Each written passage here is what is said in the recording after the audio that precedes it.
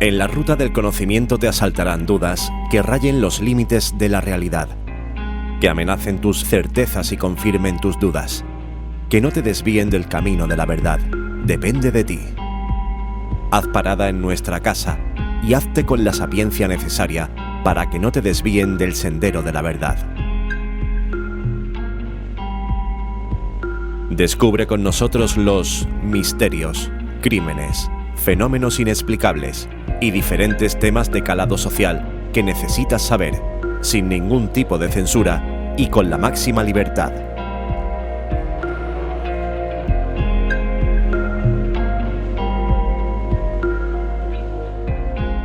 Ahora comienza Parada de Postas con Manu Flores y Javier Sandalio.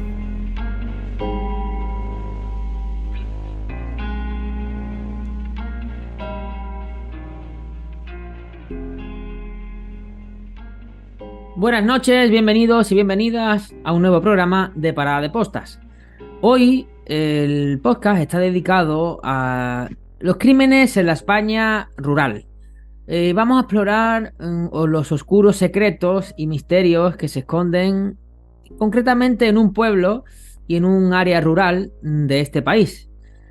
A lo largo del programa nos sumergiremos en la historia intrigante y perturbadora que ha ocurrido en este lugar apartado y aparentemente tranquilo. Hoy contamos con la colaboración de nuestro amigo y escritor Salvador Valverde, que nos trae pues lo que a él se atañe a nivel literario, que es esa criminología y esa historia negra, y con esa labor periodística especializada en estos casos que investiga y que siempre que le pedimos su ayuda pues nos trae a este programa. En resumen, lo que vamos a ver hoy son crímenes de la España rural y es una mezcla emocionante de historias escalofriantes, investigación y quizá a lo mejor algún consejo de seguridad que en aquella época podría haber venido bien. A través de este programa vamos a buscar entender e informar a nuestros oyentes al tiempo que arrojamos luz sobre los oscuros secretos que acechan en los rincones más remotos de este país.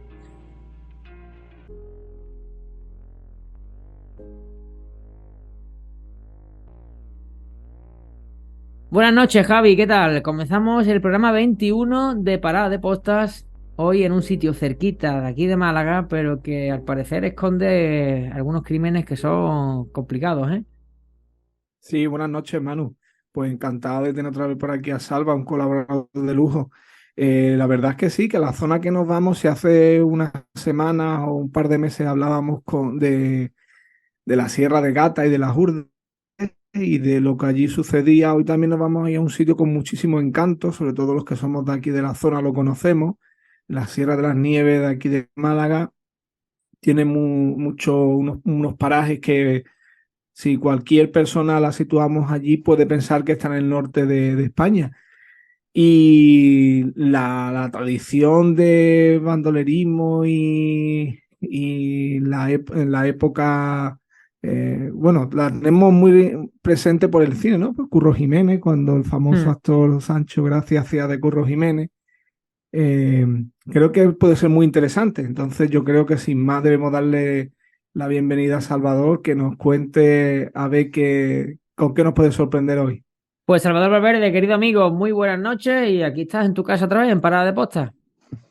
Hola Manu, hola Javi, muy buenas noches. Pues Muy buena. nada, encantado de estar nuevamente en esta gran parada de postas. Da gusto de llegar con el caballo, bajarme de la montura y entrar en esta parada de postas y tomarme una copita de vino y hablar de criminología en este caso. De camino que vas para tu destino, es buena parada siempre venir con nosotros. Así que somos todos tuyos, igual que los oyentes que nos están escuchando, para que comencemos a entrar en esa serranía que tanto crimen esconde. Pues muy bien, Manu, pues nos vamos a centrar, si os parece bien, en Ronda, en la serranía de Ronda, pero concretamente en la capital, ¿no? Porque si pudiéramos hacer una recopilación de historias de toda la serranía, estaríamos horas y horas y estaríamos para una temporada entera de paradas de posta. Así que he concentrado 4 casos centrados en Ronda, algunos más conocidos que otros, algunos les sonará a la audiencia, pero seguro que hay algún caso de los que tengo preparado que va a sorprender también, ¿no? Y si quiere empezamos por el caso del bandolero Tragabuche. Bueno, Más de uno lo conocerá, supongo que a vosotros también os suena, ¿verdad, Manu? sí, ¿Verdad, Javi? sí, Sí, sí, sí, sí. sí. Pues Tragabuche nos tenemos que remontar al año 1780, finales del siglo XVIII, y precisamente no nació en la serranía de Ronda, no nació en Rondas, nació en Arcos de la Frontera, en la provincia de Cádiz. Y el apodo, precisamente, de Tragabuche no le viene de él, sino que le viene de su padre, porque se cuenta, dice la tradición, que el padre en una ocasión se comió el buche de un burro, que para que me entendáis, el buche quiere decir el feto o un burro recién nacido, y parece ser que el padre se lo comió y de Vaya. ahí viene ese apodo familiar de Tragabuche. Así que ya Sí, sí, sí. empezamos bien la historia de este hombre, que realmente se llamaba José Mateo Navarro. Lo que pasa que no se sabe muy bien por qué cambió su primer apellido, se lo cambió a Ulloa. Eso fue por una pragmática de una ley que sacó Carlos III, que a las personas de etnia gitana podía cambiar el apellido. Y no sé muy bien por qué este hombre, Tragabuche, cambió el apellido Mateo por el de Ulloa. Pues este hombre desde muy joven estaba muy familiarizado, estaba muy ligado al mundo taurino. De Mm. hecho, su padrino de nacimiento, de bautismo, mejor dicho, era pariente del diestro tan famoso, tan conocido, Pedro Romero, que Mm. creó Ujú. escuela en la tauromaquia y desde muy pronto pues formó parte de la cuadrilla de este famoso diestro. En el año 1800 fue banderillero, también toreó como sobresaliente y no quedó ahí la cosa porque incluso tomó la alternativa como matador de toro en Salamanca en el año 1802. Pero bueno, no únicamente Tragabuche se dedicaba al toreo, ¿no? Sino que también se ganaba las perras de por aquel entonces de una manera un poco menos lícita, ¿no? Porque también se dedicaba al contrabando junto a su pareja, que era una conocida cantaora y bailaora de la época, que se llamaba María apodada La Nena. Pues Mm. Tragabuche iba a Gibraltar a por mercancía y María La Nena, que tenía ese encanto para hacer negocios, pues hacía el contrabando, hacía las ventas de esa mercancía que traía Tragabuche. Bueno, pues parece ser, se instalaron en Ronda, allí vivían y le iban muy bien esos negocios en B, ¿no? Podríamos decir, que Mm. en negro, y se retiró del toreo. Estuvo ya muchos años sin torear, pero en 1814 se organizaron en Málaga unos festejos taurinos en conmemoración de la vuelta al reinado en España de Alfonso VII, después de la Guerra de la Independencia, y invitaron a torear a Tragabuche en Málaga. Mm. Pues Tragabuche aceptó la invitación, cogió su caballo y se fue camino a Málaga, con la desgracia, con la mala suerte, que a mitad de camino se cayó del caballo y se dislocó un hombro. Mm. Claro, viendo cómo estaba, no sabía que ya no podía torear en esas condiciones, no se podía poner delante de un cornúpeto. pues lo que hizo era volverse evidentemente a ronda. Bueno, cuando llegó, entró en su casa y ya vio una escena un tanto, pues que le mosqueó un poco a él, ¿no? Una escena un tanto sospechosa porque se encontró a María la nena, a su pareja, semidesnuda, sudorosa y con actitud muy nerviosa. Claro, Mm, ante esa situación, ¿no? Pues ya podéis estar pensando sí. que estaba pensando, valga la redundancia, Tragabuche. Pues claro, pues ya sospechando de que había alguien más en la casa, pues se puso a buscar como un condenado por Mm, toda la casa, por todas las habitaciones, a ver quién era el causante de esa desdicha tan grande. No encontró a nadie, ya parece que se calmó, fue al patio y en el patio tenía una tina grande de esa que se hacía antiguamente de cerámica, de barro, donde tenían el vino, el agua, y él para calmar la sed, ¿no? Quería refrescarse, cogió un cazo, lo metió dentro de esa tinaja, y claro, en vez de hundirse el cazo, tocó ahí duro. Ahora, lo que wow. tocaría duro ya no sabemos, ya no sabemos qué parte del cuerpo era. La cuestión es que se encontró que ahí había alguien metido dentro de esa tina. Pues claro, metió la mano, de los pelos sacó al que estaba ahí metido y precisamente desnudo era Pepe el Listillo. Pues lo del listillo ya lo podréis saber por qué era, pero precisamente era un joven sacristán que había en Wow. Ronda. Parece Sí. ser que algún voto, o sea, le había quedado olvidado por el Sí. camino, ¿no? Pues claro, ante la rabia, ante la furia de sabiendo que ese hombre era el causante, con lo cual María Elena le estaba poniendo los cuernos, era demostrable, estaba muy claro, pues cogió su faca y lo degolló ahí mismo. Pero esa rabia no quedó solamente ahí, porque fue detrás de María la nena, la encontró arriba en la primera planta de la casa, la cogió y la arrojó con tanta fuerza por el balcón de la casa de cabeza que se quedó muerta, cayó muerta del golpetazo que pegó en la cabeza. Se Mm, cuenta que Tragabuche, una vez de cometer esos actos, salió de su casa, le dio un beso en la frente a María la nena y le tapó las vergüenzas allí que estaba en mitad del empedrado de esa calle rondeña.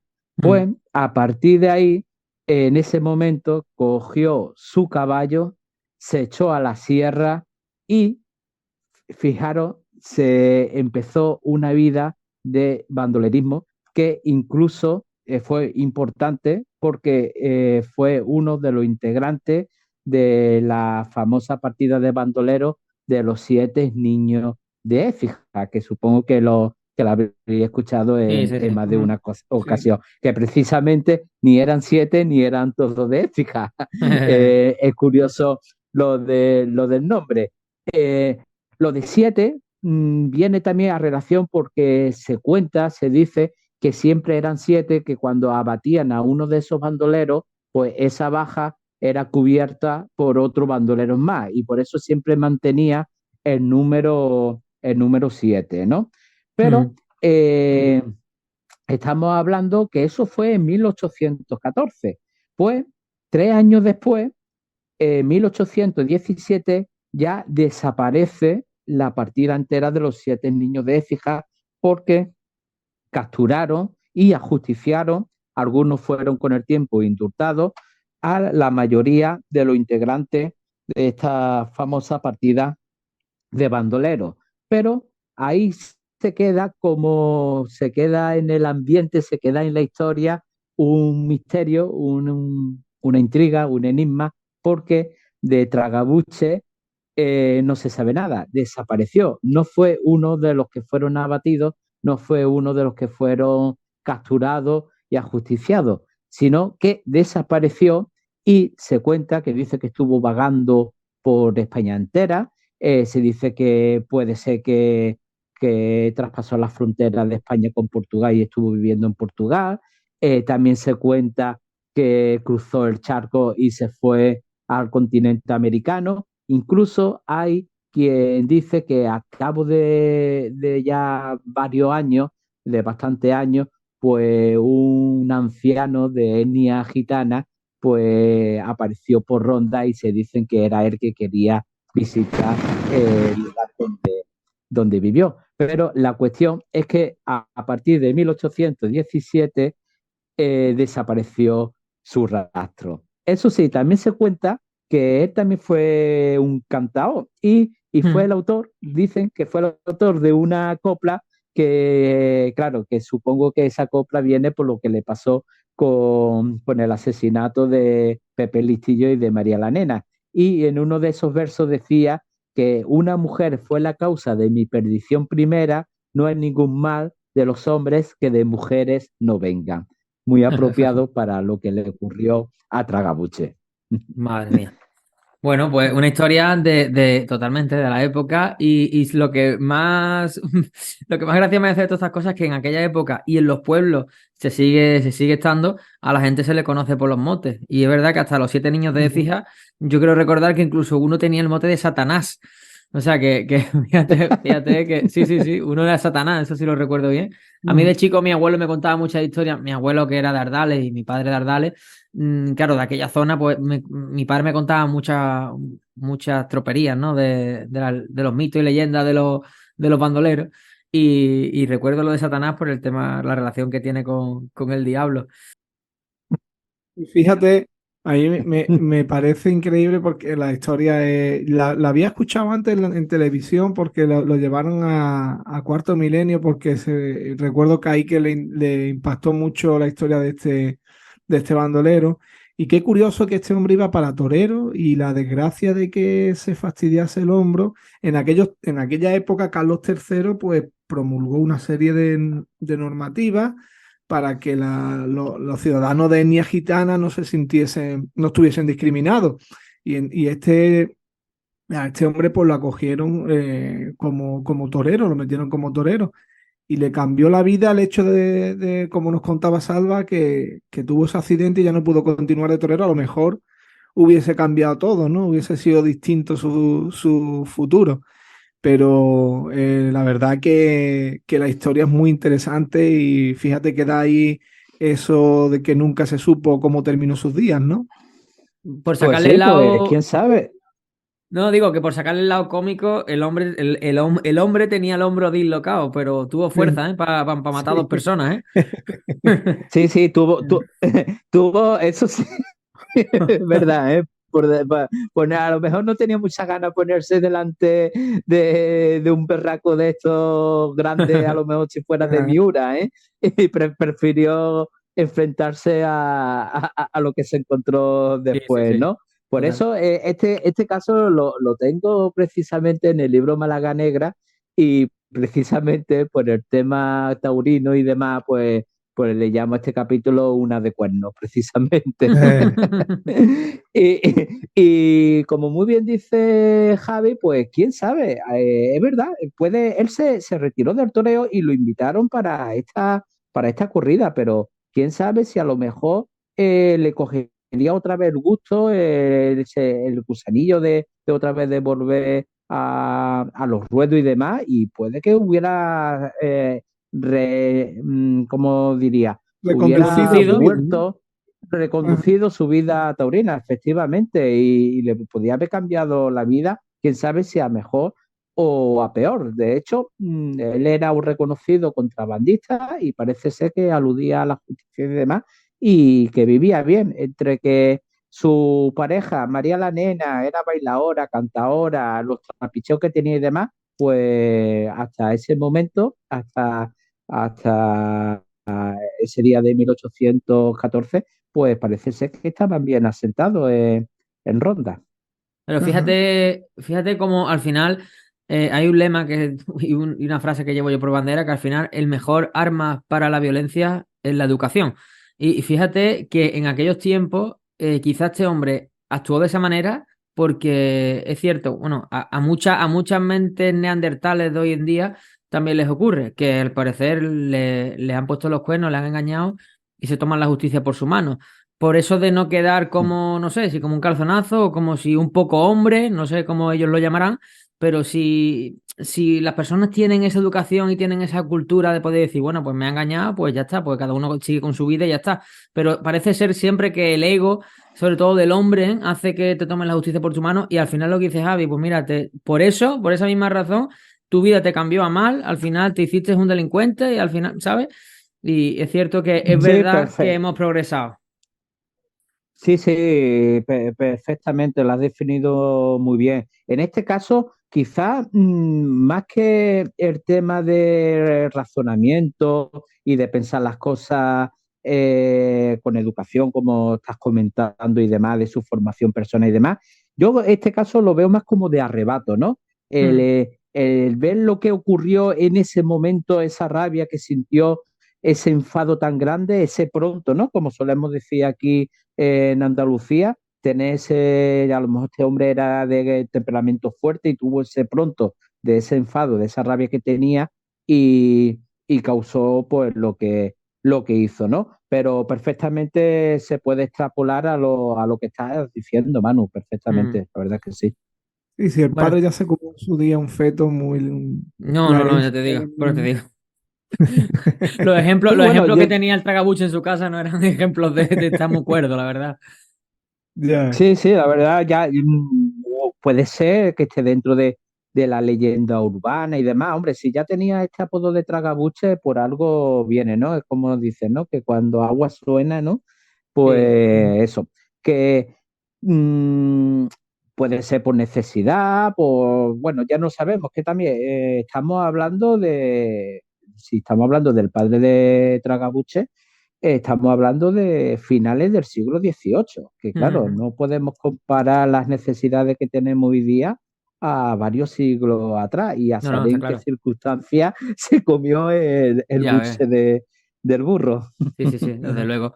Vale, pues vamos con la siguiente, Salva. Pues mira, pues ahora nos vamos a acercar más en el tiempo, ¿no? Nos vamos a ir a principio, al primer cuarto aproximadamente del siglo XX, porque, bueno, vamos a empezar esta historia, la empezaríamos el 6 de mayo de 1916, en un cortijo de la afuera de Ronda. Recordar a la audiencia que estamos hablando de casos rondeños y este cortijo que se llamaba El Chopo y de allí salió José Guerrero Rodríguez, que era ya un anciano, ya 70 años por aquel entonces ya había vivido este hombre, pues este hombre de 70 años era viudo y era guardajurado y salió del cortijo con su hijo, que también se llamaba José Guerrero Ponce. El hijo tenía 30 años. Esta familia era llamada como los tribuneros, ¿no? Y salieron, como he dicho, del cortijo ese día sobre las 11 de la mañana. Eh, Salieron, pero tardaba mucho en llegar. La cuñada que vivía con ellos, pues ya extrañada, ya algo se olía que no iba algo muy bien y salió también del cortijo a preguntar a la gente de los alrededores y nada, no tenían noticias, no tenía ninguna información sobre el paradero tanto de su sobrino como de su cuñado. Y cuando ya volvió al cortijo, la cuñada de ellos, pues ya le notificaron, fueron para avisarle que se había encontrado el cuerpo de José Guerrero padre muerto en un estercolero. Fueron allí las autoridades, empezaron las pesquisas y únicamente se encontraron el cuerpo muerto de él. Pero ¿dónde estaba el hijo? Pues las pesquisas, la investigación se centró incluso en las crónicas de prensa que he encontrado de la Unión Mercantil, el Cronista, el Popular, Este es un caso que investigué en prensa concienzudamente para saber de la prensa de la época, para tener la investigación exacta de esos días. Y incluso se perfiló como al hijo como el posible asesino de su padre, o sea, como si hubiera sido un parricidio lo que hubiera sucedido, porque claro, del hijo no se supo nada, desapareció y lo estuvieron buscando y ocupó portadas de periódicos de prensa de la época, sobre todo de la de Málaga. Pero ¿qué pasó? Que 2 días después apareció también el cadáver de su hijo, que estaba aproximadamente a unos 200 metros, escondido entre rama y mata, a 200 metros de donde apareció muerto el padre. Mm. El hijo, sí apareció muerto a causa de 2 disparos y algunos golpes producidos supuestamente por una podadora de árboles que apareció junto al cadáver del padre, porque el padre no tenía heridas de fuego, pero sí murió a causa de golpes de arma blanca, que se supone que era de la podadora que estaba al lado de él. Claro, ya las pesquisas del hijo, pues ya hacía agua esa investigación, por lo cual se siguió investigando sobre quién pudo haber causado ese brutal asesinato.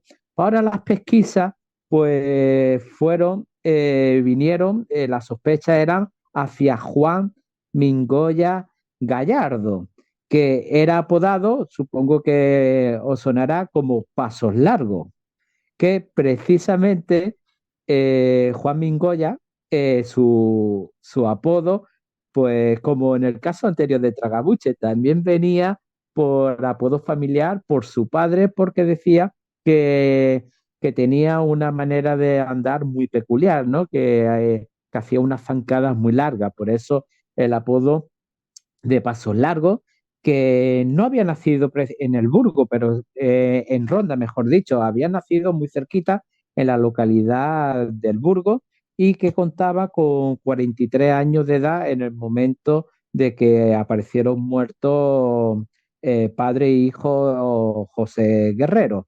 Pues las pesquisas, él era el principal sospechoso por varios motivos. Uno de ellos es que había algunos testigos que declararon, testificaron que lo vieron con rastros de sangre cerca, en otro cortijo, cerca de los lugares de los hechos.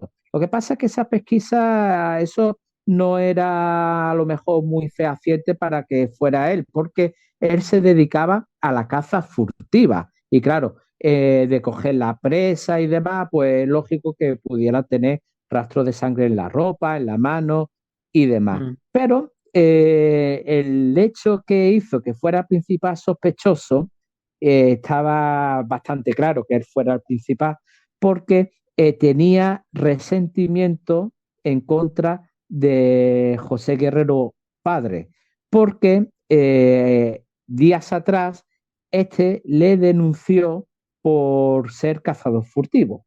Lo denunció a la Guardia Civil y la Guardia Civil lo detuvo y se cuenta, al menos él lo dijo, lo declaró en posteriores entrevistas, que incluso lo apalearon. Aparte del tiempo que estuvo encerrado y demás, lo apalearon para que no volviera a cazar furtivamente. Y por esos resentimientos, pues se piensa que a lo mejor en venganza pudo haber asesinado tanto al padre como al hijo. Bueno, pues fueron en su búsqueda y captura y claro, ya se confirmó, se puede decir que se confirmó que él era el asesino porque no lo encontraron en ningún lado. Incluso había gente que dice que la había visto echarse a la sierra junto con una escopeta, ¿no? De él no se supo nada. Se puso en busca y captura y precisamente ya empezaba a delinquir desde la sierra. Claro, él tenía que que comer, él tenía que suministrarse pues para poder vivir, aunque sea en unas condiciones paupérrimas en la sierra. Delinquía de manera a modo de robo, sobre todo robo y secuestro también. Secuestraba a cambio de dinero, como un secuestro que realizó, que fue muy llamativo, que hizo ese secuestro, hizo que ya no únicamente la noticia, lo mediático no fuera a nivel local, sino también a nivel nacional, porque secuestró a Diego Villarejo, que era una persona con reputación, era adinerada, tenía cortijo, que era una persona muy conocida. Y ya por ese secuestro, pues ya se conoció más lo que es el asesinato que cometió Pasos Largos y su andanza, ¿no? Pues claro, se hizo más hincapié, se hizo más empeño en su captura, que llegó el 14 de agosto de 1916. Si os dais cuenta, pasó muy poco tiempo desde que cometió los asesinatos a su captura, desde el 6 de mayo al 14 de agosto. Pues ya le dio tiempo a robar, a secuestrar. Por cierto, el secuestro llegó a buen término para él, porque le dieron la cantidad que pidió y demás, ¿no? ¿Y cómo fue cercado este hombre? Pues parece ser que es por el chivatazo de la mujer de un cabrero, que parece ser que ese cabrero le estaba ayudando, le estaba suministrando alimentos y otros objetos de primera necesidad. Y la mujer de este cabrero, pues, dio el chivatazo a la Guardia Civil y le dijo que estaba cerca y se movía cerca de una choza que estaba en el Peñón de Mieres. Pues allí fue la Guardia Civil y hubo un intercambio de disparos, hubo una trifulca, hubo un duelo y acabó herido de 2 disparos, de 2 heridas causadas por armas de fuego, tragabuche, y huyó, no lo pudieron coger, pero se cayó por un barranco, será por el agotamiento, demás, cayó por un barranco, pero tampoco acabó eso con su vida, ¿no? Quedó inconsciente y con el tiempo volvió a la conciencia, se levantó y viendo en la situación en la que estaba, que si no acudía a algún sitio, pues sabía que se iba a morir, pues valientemente se fue a Ronda.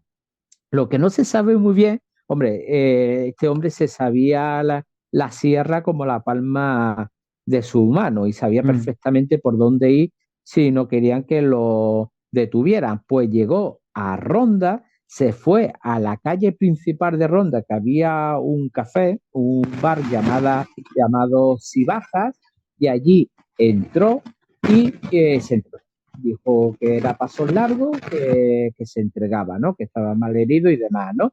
Fue detenido en ese momento y cuenta las crónicas que he encontrado que cuando fue trasladado a la cárcel fue vitoreado, incluso muy aplaudido por los vecinos de Ronda. Con el tiempo, incluso cuando estaba en la cárcel, pues vecinos de Ronda clamaban por su libertad y que fue muy conocido y parece ser muy querido, por lo que estoy comentando, pero prácticamente un héroe. Que este hombre, sí, pero es curioso, hombre, dice que mientras que estaba en la sierra, escondido y demás, pues este hombre era bonachón, bonachón, que no tenía ese instinto tan asesino y a un guardia civil que veía lo mataba y nada de eso, que tenía buen carácter, ¿no? Se puede decir dentro de que era un asesino y que mató a 2 personas por venganza. Que eso de buen carácter también lo tenemos que poner un poquito entre alfileres, ¿no? Efectivamente. Bueno, él contó también que incluso una vez estando él en la sierra, pues se encontró con una pareja de la Guardia Civil que lo estaba buscando y él, pues astutamente, pues en vez de la Guardia Civil, esa pareja detenerlo a él, él detuvo a la pareja, ¿no? No sé por dónde salió, si por las partes y demás, y le hizo que le entregaran las armas. Se las entregaron y le dijeron, no le hizo nada a ninguno de ellos dos, y dijo que se fuera a Ronda y que se entregara y que contara lo que había ocurrido, que se había encontrado con él y que yo le había quitado y que él le había quitado las armas. Cuando se fueron hacia Ronda, pues a mitad del camino dice que un niño le entregó esa escopeta que Tragabuche le había quitado a ellos, porque Tragabuche se encontró a ese niño y le dijo que eran de esos guardias civiles, que Sí, sí, fuera y sí. que se lo entregara para que el jefe, su jefe, el sargento, el alto mando de la Guardia Civil, no se lo recriminaran a ellos y no lo echaran del cuerpo o le bajara el rango. Pues esa es Vale, vale, una de vale. esas historias que se cuenta de Tragabuche, que de hecho la contó él mismo. Pues casi un año después de ser detenido y de llevarlo a la cárcel, bueno, que eso fue, recuerdo, el 14 de agosto de 1916, pues al año siguiente, el 1 de mayo, pues tuvo un consejo de guerra y se puede decir que tuvo cierta suerte porque no fue condenado a muerte, sino a cadena perpetua.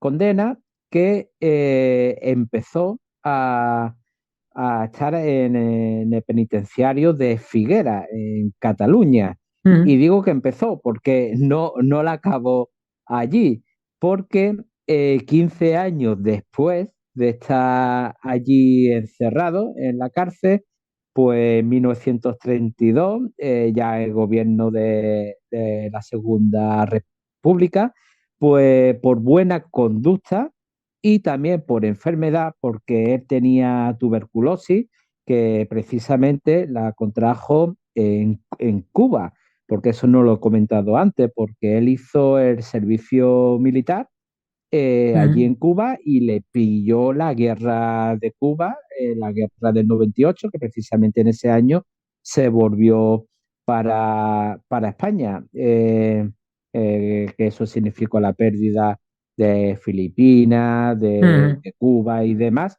Y él estuvo allí, estuvo desde el 95 al 98 y allí contrajo tuberculosis. Pues por esas dos causas, por estar enfermo y por su buena conducta, lo indultaron 15 años después. Y precisamente lo que, o el destino de la vida, pues empezó a trabajar en el cortijo del que he comentado anteriormente, de Diego Villarejo, el que fue secuestrado por él. Parece ser que hubo cierta empatía o que el señor Villarejo pues le dio, quiso reeducarlo a él o que se introducirlo nuevamente en la sociedad y demás, pues le ofreció trabajo en el cortijo, estuvo de guarda allí en el cortijo de él, pero es lo que se suele decir, que la cabra tira al monte, ¿no? Mm. Como se dice, pues parece ser que esa no era su vida. Él se acostumbró a la sierra, además, él decía que era un alma libre y le gustaba cazar, vivir libremente en plena sierra, en plena naturaleza, y otra vez se echó a la sierra y allí en la sierra pues seguía cometiendo robos, cazaba furtivamente, fue detenido varias veces, estuvo más de una vez incluso en la cárcel de Málaga, ya no únicamente en la serranía de Ronda, sino estuvo en la cárcel aquí de Málaga y hasta el 18 de marzo de 1934, que otra vez, por enésima vez, se tiró otra vez a la sierra, delinquía y ya estaba, ya se puede decir que ya las palabras eran ya palabras mayores, ya lo que hacía, ¿no? Y viendo su antecedente, y ya sí que estuvo más en búsqueda y captura por mucha fuerza de la Guardia Civil que abarcaba muchos municipios, no únicamente de la serranía de Ronda, sino también de la comarca de Antequera. Y cerca de la cueva de Sopalmillo, que está en Sierra Blanquilla, en la Sierra de las Nieves, pues ahí fue cercado y según la versión oficial, pues en una refriega de tiro, pues finalmente acabó muerto Pasos Largos. Hay otras teorías, se dice que que de esa manera acabó muerto, pero oficialmente, ¿no? Hay que hacer caso a lo que dicen los informes, pero se cuenta de otras teorías como que realmente fue traicionado mira, igual que la anterior vez que fue detenido, precisamente, y esta vez por un contacto que tenía él que también le suministraba alimentos y cosas que necesitaba para vivir.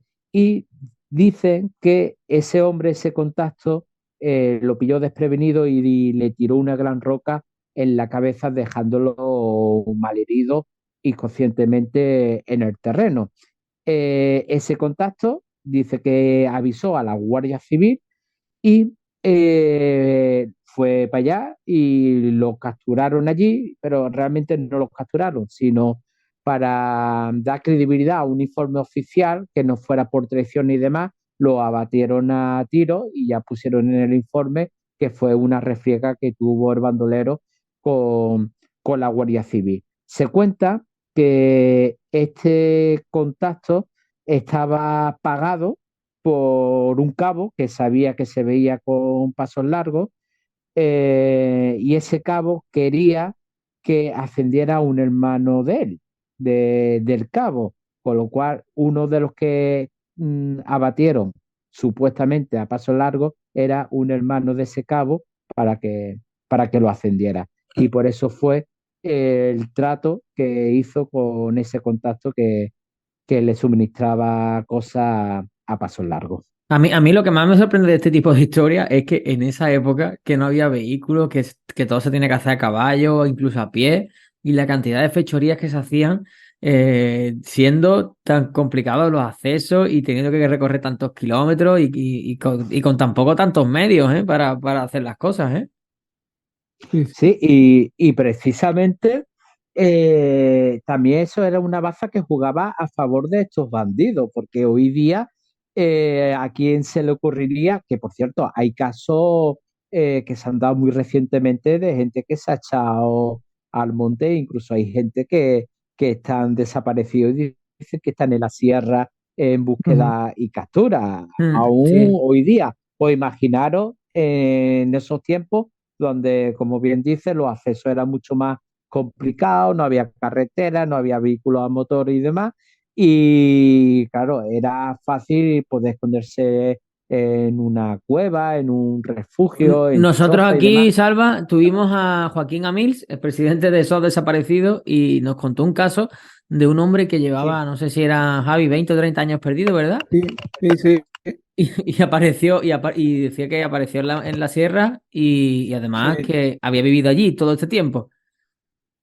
ajá. Bueno, la diferencia puede ser que quiso él desaparecer de Sí, la sí, vida sí. urbana, O ¿no? sea, sí, sí, sí, exacto, pero me Eso, refiero que viviendo en la sierra y sin trabajo y sin nada, y el hombre llevaba 20 y años nadie sabía de desaparecido, él.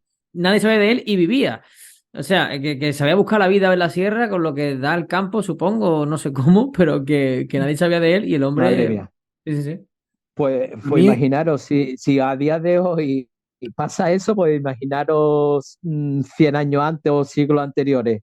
Total. ajá. A mí hay una cosilla que se me ha quedado ahí que has comentado antes, Salva, y que también Sí. tenía yo entendido, y era que los bandoleros, a pesar de ser personas que eran violentas y que robaban y demás, eran bien vistos por el pueblo, eran gente, no sé si era como la historia de Robin Hood, ¿no? Esto de que le quitan a los ricos para dar a los pobres, pero no sé, antes lo has comentado que este hombre era bien visto dentro de la población. Y eso es así, lo que nos transmitió la televisión y lo que tú has comentado es algo general dentro del bandolerismo.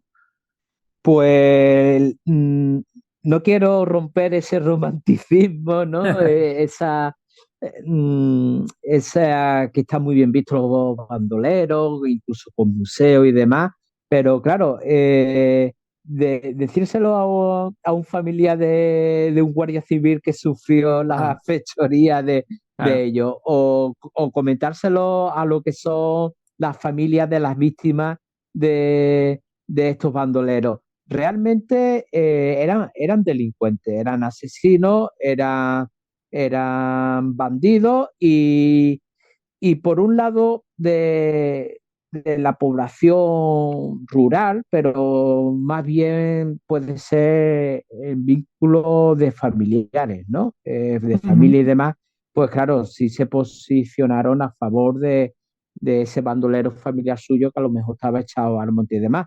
Pero por regla general, estos bandoleros, estos que estaban bien vistos por la población rural sobre todo y demás, realmente es falso.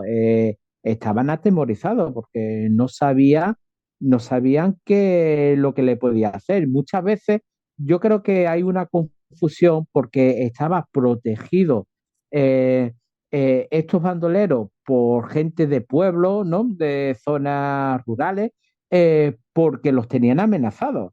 Le daban Ujú. alimento y demás, porque, claro, si me viene a mí un bandido y un bandolero y me dice, como no me lleves comida ciertos días a cierta hora, a ver lo que le puede pasar a tu hijo. Pues claro, no te queda más remedio de quedarte callado, suministrarle alimento y demás, y ante las autoridades, pues uno dice que yo no sé nada.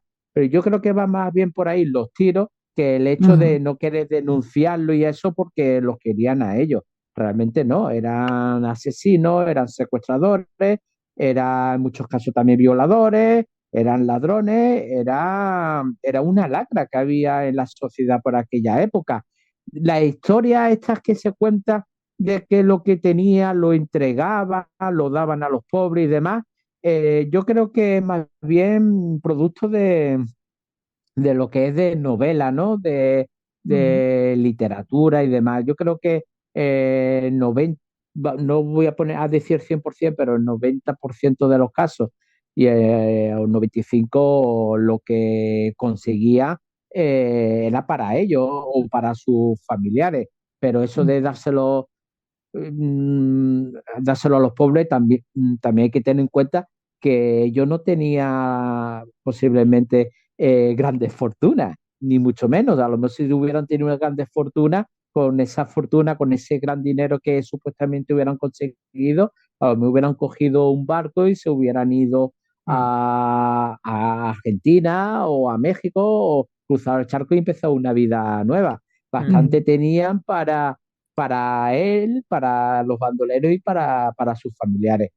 Yo creo que eso es más bien leyenda urbana, sobre todo producto de la literatura romántica. Ujú. Vale, vale. Muy bien. Pues bueno, vamos con la siguiente, Salva.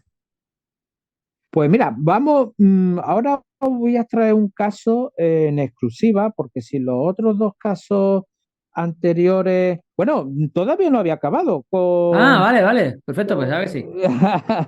Bueno, sí, claro, ya, sí, sí, claro que sí que había acabado. Ya este hombre ya fue traicionado y ya ha contado lo del hermano del cabo y demás. Sí, ya pasó el largo. Lo único que me ha quedado pendiente de decir que poco antes de su muerte fue entrevistado. Es muy curioso esto, porque él se quejaba, pasó el largo, porque él fue muy mediático en su época y él se quejaba, él decía que la prensa se estaba ganando mucho dinero a costa de él, porque cada instante hacían publicaciones suyas y decía que él no veía ni una perra, ¿no? Que él no veía nada. Y poco antes de su muerte, cuando estaba en la cárcel de Málaga, incluso concedió entrevistas a cambio de dinero, que creo que en una de ellas, si no recuerdo mal, fue a cambio de 1.000 pesetas de la época. Mm. Y pues, bueno, una curiosidad antes de pasar al siguiente caso. Y ahora, el caso que voy a traer es anterior, nos vamos a ir a mediados del siglo XIX, ocurrido también en Ronda, y esto lo traigo en exclusiva, porque este caso lo tengo ya para mi próximo libro, para el Málaga Negra 2, que Qué bien. saldrá el año que viene por Jácara Editores. Ya lo tengo entregado a la editorial. Y este caso, como me pasa en muchas ocasiones, investigando uno, pues me sale al paso otros casos que no tenía ni idea, pero claro, como el siglo XIX, principio del siglo XX, había un asesinato un día sí, un día no, no estoy exagerando. Mucha gente me puede escuchar y digo, uy, qué exagerado. Digo, no, no, no, es que mira que la población era mucho más reducida a lo que tenemos hoy día y demás. Pero es que había días que se cometían 3 y 4 crímenes en un día. A lo mejor al día siguiente uno, un día de muerte, otro día hubo 2 muertes. Era día sí, día no. Casos, me encuentro casos de asesinato o casos que a lo mejor no acabaron en muerte, pero sí de una extrema violencia, de una gran criminalidad. Eh, Ahí ya influye muchísimo, muchísimos factores. Eso quiero ver la evolución que estamos teniendo como sociedad a lo Mm. largo del tiempo y, y lo podemos ver hoy día, que sí suceden casos, pero claro, una comparativa con antaño, los índices de proporcionalidad han bajado muy, muy considerablemente.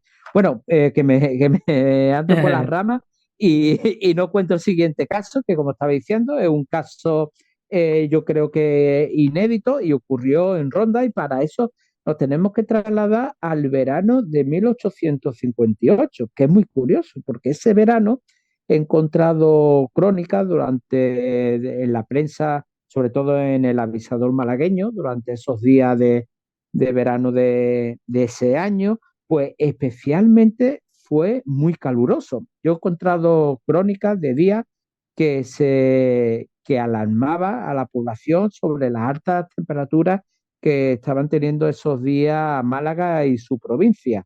Se hablaba del terral, fijaros que ya a mediados, no sé desde cuándo viene la palabra terral, como una palabra muy malagueña, los que nos estén escuchando fuera de Málaga a lo mejor se pierde un poco, y decir que es un aire muy cálido, parece que es fuego lo que sopla, que viene de la meseta. Hay mucha gente que se confunde, que se cree que el terra viene de África, del Sahara, pero no es así.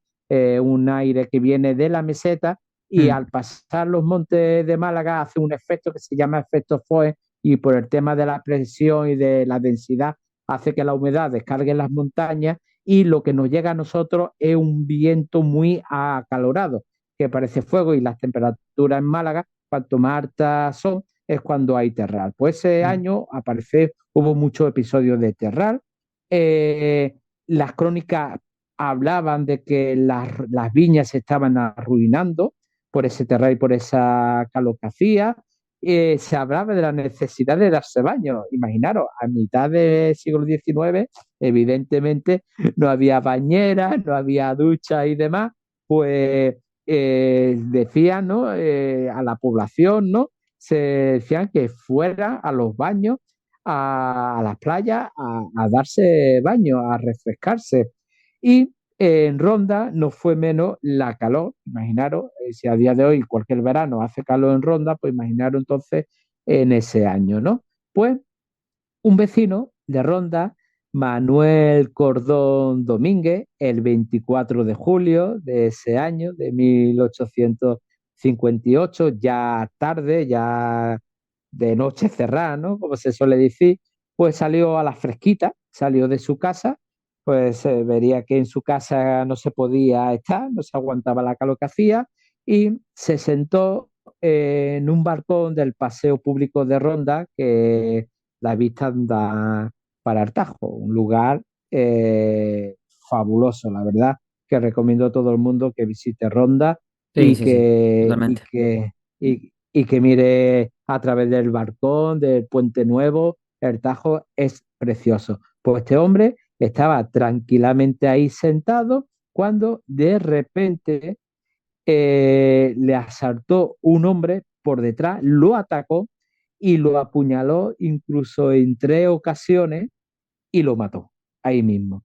Ese hombre, que no se sabía de dónde había salido, salió corriendo y se fue. Se fue del sitio y no fue reconocido por la gente que estaba alrededor, si es que la hubiera. El caso es que se encontraron el cadáver de ahí, algunos testigos vieron que fue asesinado, que salieron corriendo el asesino y no se supo más nada, ¿no? Bueno, pues 2 días después, precisamente el 26 de julio, alrededor de las 8:30, se estaba celebrando una misa en la antigua iglesia de San Juan de Letrán de Ronda. Pues en mitad de la ceremonia, pues un hombre también se levantó del banco donde estaba sentado y empezó a atacar a toda la gente que se encontraba en el interior de la iglesia con una faca, con una navaja de grandes dimensiones, empezó a atacar a mujeres, a 2 de ellas las dejó muy mal heridas y a otras la mató. Allí mismo, en suelo sagrado, en un templo de Ronda, salió de la iglesia, estaba desbocado este hombre, según cuenta las crónicas que he encontrado sobre el caso, y un exoficial que estaba allí precisamente lo quiso detener y no pudo porque fue también herido por él. Lo hirió con la faca y nuevamente, igual que con el hombre anteriormente, de 2 días antes, salió corriendo y no lo pudieron detener. Bueno, pues eso sí, lo reconocieron ya sabían quién era, y era un vecino de Ronda que se llamaba Salvador Padilla Jiménez, era de oficio botinero, hacía botines y no sé si los vendía o no, pero al menos lo hacía, y había un rumor en Ronda que decía que estaba monomoníaco. Yo no sé si vosotros conocíais esa No palabra. lo he escuchado nunca. No, no, tampoco. Yo, pues no, yo tampoco lo había escuchado hasta que encontré esa crónica y lo busqué por la RAE. Y sí, existe esa palabra. Y la definición de monomoníaco es la siguiente: obsesión por una idea determinada recurrente. O sea, yo no sé si esa definición le viene bien para él. Si en todo caso tenía una obsesión, era por coger la faca y acometer a todo aquel que se encontraba. Pero claro, yo no sé si monomoníaco sí o no. Lo que sí parece ser que estaba como una regaera y de la cabeza no andaba muy bien. Bueno, pues este hombre desapareció, no sabía dónde estaba, pero vaya, muy bien de sus cabales, se ve que no estaba, ¿no? Porque al día siguiente de esos crímenes que cometió en la iglesia de San Juan de Letrán, pues cerca del arroyo de la Yesera, que el arroyo de la Yesera está ya bien retirado de Ronda, está entre Casarabonela, Ronda, pero vaya, que no es que estuviera a 2 o 3 kilómetros de Ronda, de la ciudad del Tajo. Pues pasó por allí una pareja de la Guardia Civil. Ya no sabemos si esa pareja, las crónicas cuentan que esa pareja estaba buscándolo, pero yo pongo un poco en duda porque estaba realmente ese lugar estaba bastante alejado. Bueno, vamos a hacer caso a lo que pone la crónica, que esa pareja de la Guardia Civil lo estaba buscando. Pero es curioso porque esos dos agentes de la Benemérita no lo encontraron a él, no encontraron a Salvador Padilla, al supuesto monomoníaco. Fue este hombre que estaba escondido en los alrededores y cuando vio a la pareja de la Guardia Civil, salió con el cuchillo, con la faca y fue a atacar a los dos agentes. Claro, evidentemente, ante esa acción y viendo que su vida peligraba, pues no tuvieron más remedio que abrir fuego y matarlo y llevaron el cadáver, llevaron el cuerpo a Ronda. Y ahí acabó la vida de este monomoníaco que en 2 días acabó con la vida de dos personas, pudo haber matado más, al menos unas pocas más acabaron muy heridas, e incluso a gente de la Guardia Civil. Supongo que cuando llegó la, la Guardia Civil con el cuerpo de Ronda, pues los vecinos, ¿no? Dirían: "Uf, es que estas calores son muy malas para la cabeza, ¿no?" Como se suele decir. Pues en este caso, pues quién sabe, a lo mejor esas calores afectan. Se escuchan casos de que dice que la alta temperatura trastorna la cabeza, y si este hombre no estaba muy bien en sus cabales, pues quién sabe si eso fue Un factor un, que ayuda. un Claro. factor que ayuda, Está claro efectivamente, que el Javi. clima, está claro que el clima está científicamente demostrado que influye Sí. en la mentalidad. De hecho, bueno, ya sabemos la ciudad con más depresiones ¿no? Que está en Inglaterra, ¿no? O el país Sí, con personas con más depresiones dice que es Inglaterra por el tema del clima, de que hay poco sol. Pues mira, el poco sol genera una cosa y el que haga demasiado sol, pues a lo mejor genera otra, pero sí, yo creo que tiene que estar conectado una cosa con la otra. Sí, pues yo mira, también lo Manu, creo. Ujú. precisamente, mira, me acabo de acordar, los otros días, no sé ni cómo salió el tema, me comentó, bueno, el tema salió porque como investigo tanto de Crónica Negra y demás, Mm. pues mi mujer, Belén, se enteró de un dato, no sé si lo leyó o lo escuchó y demás, y me lo comentó. Lo que pasa es que ahora no recuerdo exactamente en qué lugar es, si es en Islandia o en Finlandia, no sé realmente en qué ciudad, no lo voy a decir seguro porque tampoco no quiero decir datos que no se ajusten a la realidad.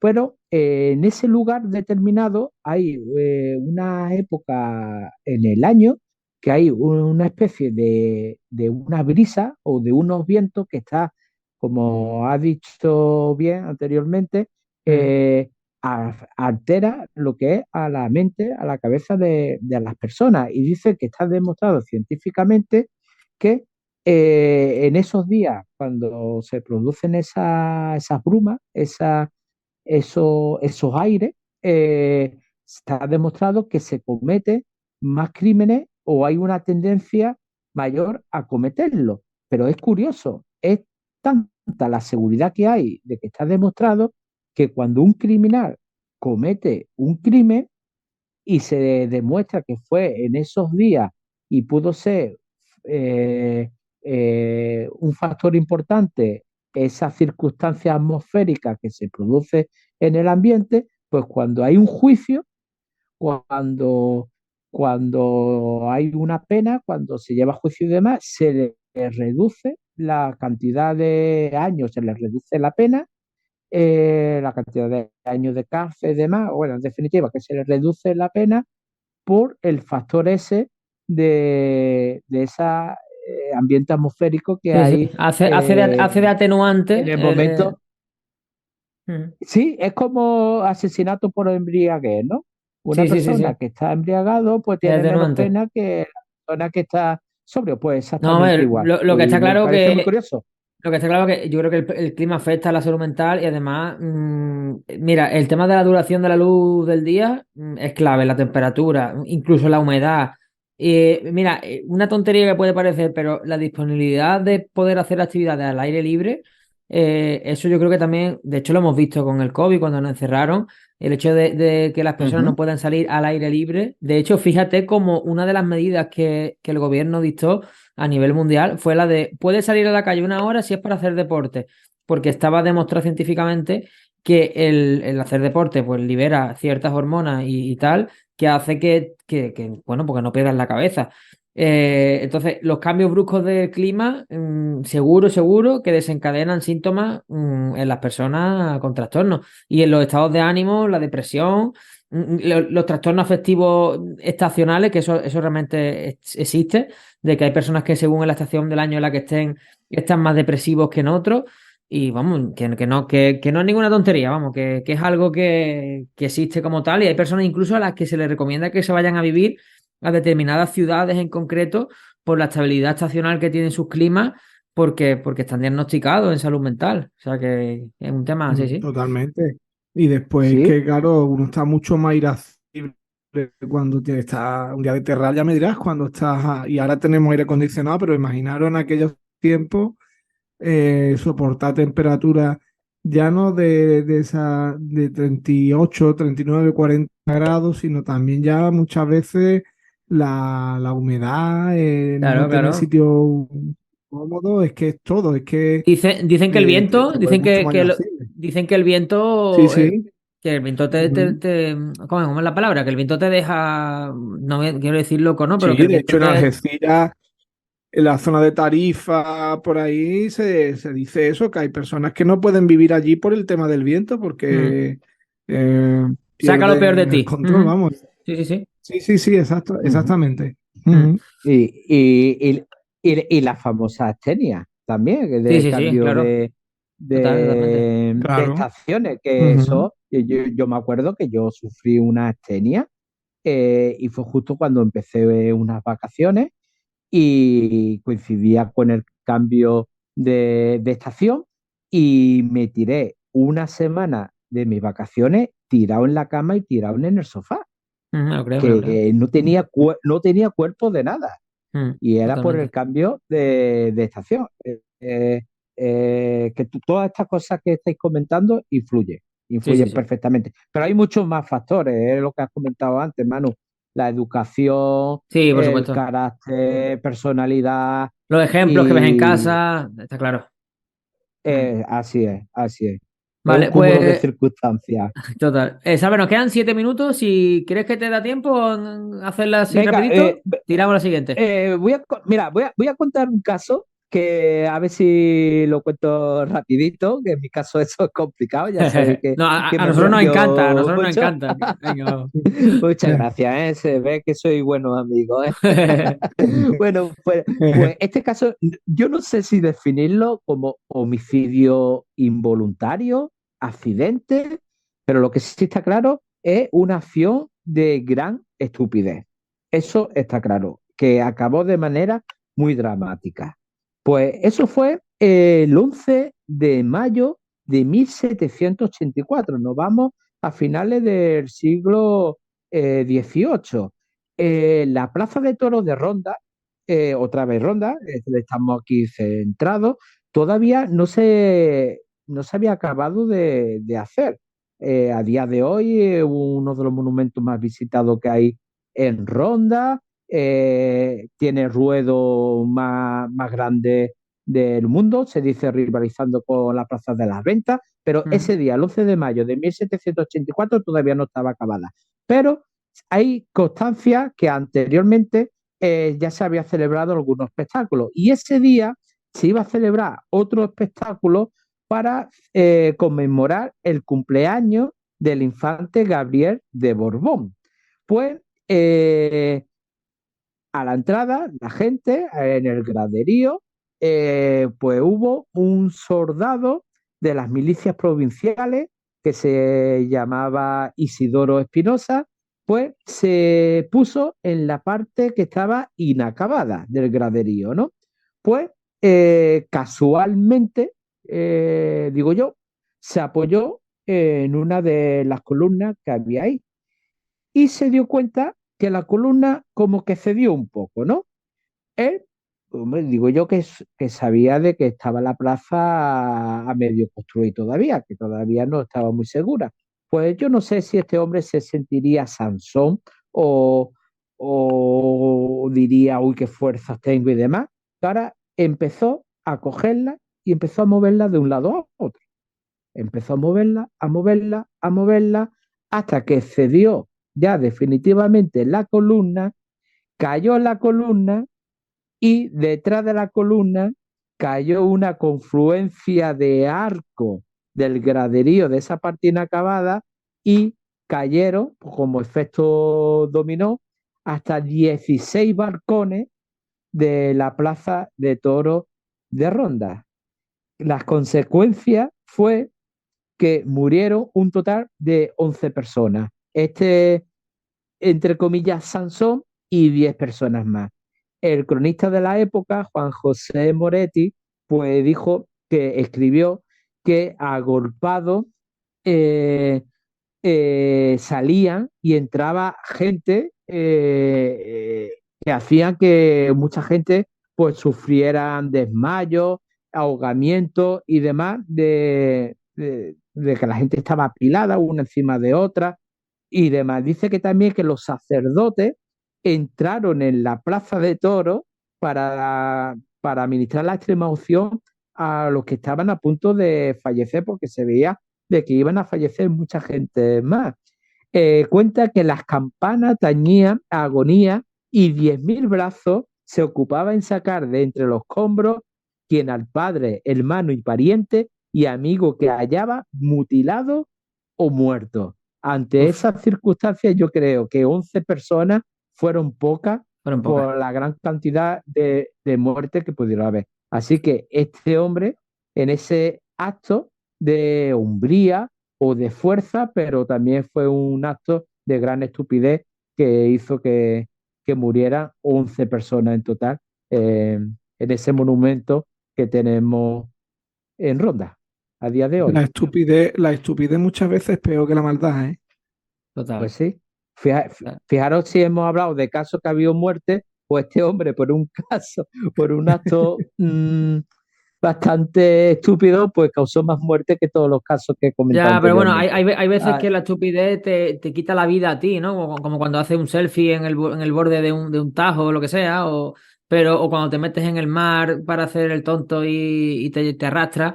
El tema está que la estupidez es que alguien que se tira para salvarte se ahoga, alguien que quiere agarrarte para que no te caigas se cae contigo, o en este caso, ¿sabes? ah, Muchas veces solamente hay que Así, estar en un sitio para que te ocurran las cosas y sí, así es, Manu. Yo tengo archivado un montón, pero montones de crónicas que daría para un libro de muerte estúpida. Porque tengo, no te puedes ni imaginar, Manu, lo que tengo yo archivado de muerte de ese estilo. De pues... accidentalmente, de decir, pero ¿en serio? ¿De verdad? ¿Esto pasó? ¿Así murió esta persona? Es como me recuerda a la serie que echaba, no sé en qué canal era, que era Mil Maneras de Sí, Morir. sí, sí, sí, Pues sí. Sí, sí, sí. perfectamente podría sacar un libro que se titule Mil Maneras de Morir en Málaga. Te lo puedo asegurar, Manu y Joder. Javi. De verdad, Bueno, es lo que estás comentando. sí, sí, sí. Pues bueno, queda minuto y medio y lo que queremos es pues decirte que muchas gracias por haber venido, que esperemos que vuelvas a venir. La otra vez viniste en el programa 2 de Parada de Posta, ahora ha venido en el 21, o sea, 20 programas después. A ver Ujú. si no podemos tardar tanto en que vuelvas a venir. Sabemos que has estado muy liado y por eso en este minuto que queda quiero que comentes dónde, cuándo y cómo conseguir tus libros, los que ya tienes publicados y el que falta por salir. Pues nada, muchas gracias, Manu. La verdad es que se ha quedado muchas cosas en el tintero si estamos hablando de la serranía de Ronda, porque bandoleros a punta y pala, por ejemplo, Florearocha, Zamarrita, El Gallego, Caparrota, y si ya nos vamos a otras comarcas, pues podríamos hablar de Morenillo, el Pico del Bosque, Melgares, el Portugués, el Chato de Cómpeta, el chocolate. Bueno, hay cantidad para enciclopedia nada más dedicado al bandolerismo. Pues Mm. muchas de estas historias pues las tengo recopiladas en mis libros, sobre todo en el Málaga Negra. Mm. Bueno, todos mis libros son de Jácara Editores. El Málaga Negra, que tiene casi un centenar de capítulos y creo que conté 291 muertos en total habitan en ese libro. Pues el año que viene, en el primer trimestre, se publicará en Jácara Editores, como he dicho anteriormente, la segunda parte de Málaga Negra, que tendrá 50 capítulos, a no ser que le añada algunos capítulos más, porque encuentro casos como hongo, me salen casos como hongo en primavera, Ujú. y posiblemente le añada más capítulos, ¿no? Y en total, pues tengo 5 más ese próximo 6, contando el Crónica Sorprendente de Málaga, que de ese libro está publicado el caso que he contado del derrumbe de la Plaza de Toros de Ronda. También tengo publicado el Málaga Curiosa 1, cuya coautoría es con Antonio Márquez, que también tengo casos de muerte, pero no de crímenes, sino por otras circunstancias. Y también tengo 2 biografías taurinas, pero que están muy vinculadas con la historia local de Málaga. Una de ellas es de la biografía de Manuel Baez Litri, se titula el libro Carne de Hierro, que falleció en Málaga a causa de una cornada en una corrida regia en el año 1926. Y la otra biografía es dedicada a Rafael Gómez Braille, que fue un novillero, un personaje muy singular y muy querido en la Málaga de principios del siglo XX, y quise dedicarle esa biografía porque vi que es un personaje que lo merece.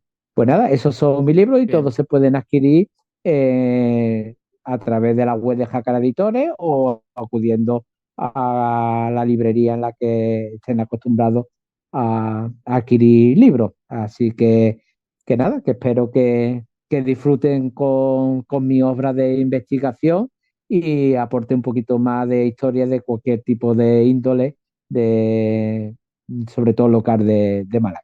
Perfecto que sí. Y además tiene mucho mérito, Salva, porque tira mucho de hemeroteca, de archivos antiguos, y eso tiene aún más mérito ese periodismo de investigación que hace, porque Mm. este tipo de cosas que trata y que escribes en los libros no son cosas que vienen en internet. Hay que irse a la vieja escuela No, y... a las fuentes originales, Mm, efectivamente. Yo me gusta mucho trabajar en hemeroteca, mm, en conseguir, e incluso en hemeroteca, pero contrastando un periódico con otro, porque muchas veces difiere de lo que comenta uno a lo que comenta otro, distintas versiones y demás, claro. pero temas de juicio y demás, pues siempre mi fuente principal en la hemeroteca de esos días, de los hechos que han sucedido. Si alguna vez tiro de algún libro, ya si no es tanto investigación y es más documentación, y tengo que tirar de algún libro, de una previa investigación de otro autor,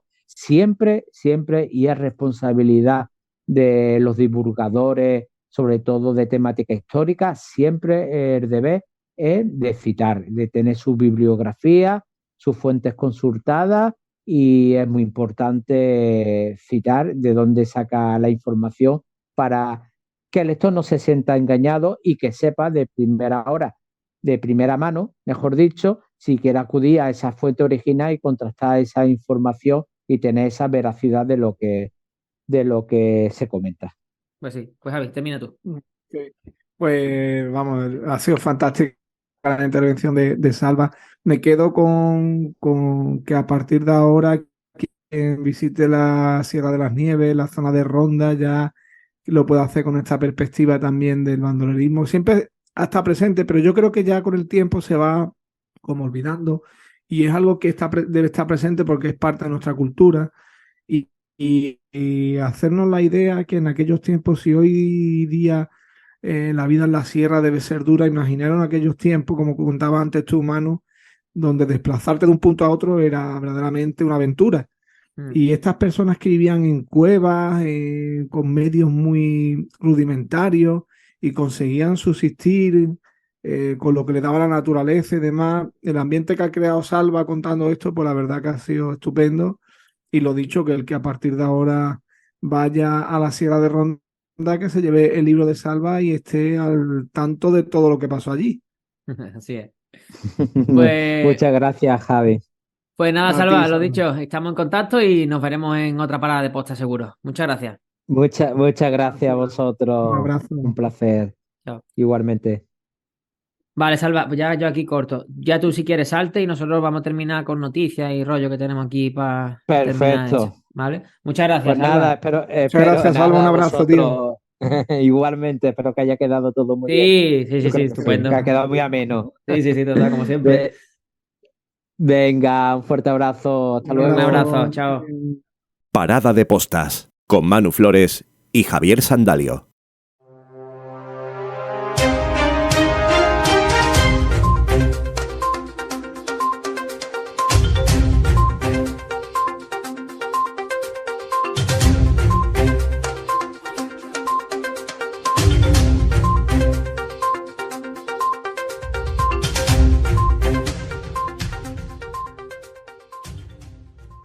Bueno, Javi, pues hoy traemos noticias muy dispares, muy distintas, pero que creo que son de interés porque son noticias curiosas. Y es que los arqueólogos descubren una lengua secreta perdida desde hace 3.000 años. Los garabatos comienzan al final de un texto escrito en hitita, la lengua indoeuropea más antigua conocida. Esto es una reciente, bueno, pues que es algo reciente que se ha encontrado en Turquía. Y bueno, pues es un escrito en un tiempo extinto, de hace mucho tiempo, en la época del Imperio Hitita, durante el segundo milenio antes de Cristo. Nadie sabe todavía qué dice la curiosa escritura, pero parece ser una lengua perdida hace más de 3.000 años. Los expertos dicen que que el misterioso idioma no se parece a ninguno otro escrito antiguo encontrado en el Medio Oriente, aunque parece compartir raíces con otras lenguas indoeuropeas de Anatolia. Los garabatos comienzan al final de un texto escrito en hitita y después de una introducción que esencialmente se traduce como de ahora en adelante lean el idioma del país de Calasma. Esto, bueno, pues Calasma hace referencia a una sociedad organizada en la Edad de Bronce y que probablemente se encontraba en la franja noroeste del Imperio Hitita. A mí lo que me resulta extraño de todo esto, Javi, es que cuántas generaciones tienen que pasar o qué generación es la que murió, se perdió y no se supo nada de ella para que un idioma no se siga, por tradición, se siga hablando y se termine por perdido. Ujú. La verdad, a ver, volvemos a una zona del mundo, Anatolia, la zona de Anatolia, Mesopotamia, donde fíjate ahora cómo está todo revuelto Eh, y está todo, bueno, siempre ha estado igual, ¿no? Desde los inicios de los tiempos, desde Mesopotamia ha sido una zona de conflictos continuos. Claro, los hititas, una sociedad tan antigua que estamos hablando de quizá el 3000 antes de Cristo, puede ser, más o menos. sí. eh, una sociedad puede ser que se extinguiera la sociedad que tenía, que utilizaba este lenguaje y ahora se recupera pues tantísimos años después en situaciones que la verdad que los arqueólogos no sé cómo realmente logran descifrar este tipo de tablas, como por ejemplo el código Hammurabi, que hasta ahora creo que era el escrito más antiguo sí, el documento escrito más antiguo de la historia de la humanidad. ¿Cómo ahora encuentran esto? Consiguen descifrar que es una nueva lengua, que Mm. es increíble el trabajo que tiene eso y cómo lo llevan a cabo. Como tú dices, claro, cuántas generaciones tienen que pasar para que desaparezca, pero ten en cuenta que en aquella época las guerras que había entre Babilonia, en Sí, sí, sí, Mesopotamia, sí. Babilonia, Eran brutales. Eran de era exterminio prácticamente. efectivamente, eso es esa es la palabra que te quería comentar, que quería decir antes. El exterminio de una sociedad, de un pueblo, y con ello muere todo. Hace poco Pérez Reverte decía que cuando una persona moría, no solamente se moría la persona, sino también sus conocimientos y sus opiniones. Pues fíjate que una sociedad no solamente cuando muere, no muere como tal la sociedad, sino todo lo que conlleva ella alrededor, una cultura, un idioma, una lengua, todo. Sí. Bueno, Increíble. dicen que durante todas estas investigaciones que llevan haciendo durante años, que se han encontrado otros idiomas diferentes. O sea que el tema de la arqueología, de la historia y de todo este tipo de excavaciones que se están haciendo allí para seguir encontrando y dando con la historia de hace miles y miles de años, pues estás sacando a la luz pues otras formas de comunicación.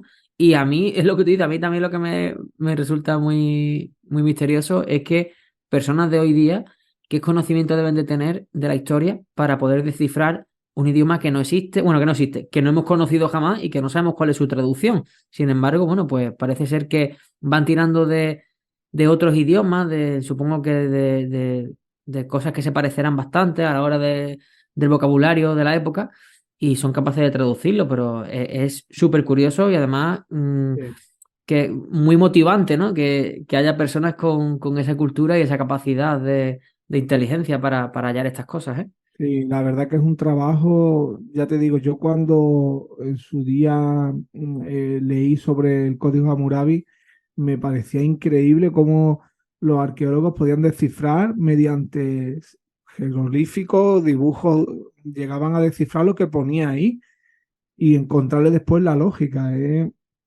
Yo también alucino con la capacidad que tiene el humano para Sí, poder llevar a cabo ese trabajo. Hoy en día es más sencillo por las herramientas digitales que tenemos, pero estamos hablando que esto se realizó en los años 50, los años 40, cuando todavía no disponíamos de esas herramientas. Y bueno, y tantas en las pirámides también, pues se han descifrado jeroglíficos que tienen vamos, es complicado sí, sí. averiguar lo que ponía ahí, ¿no?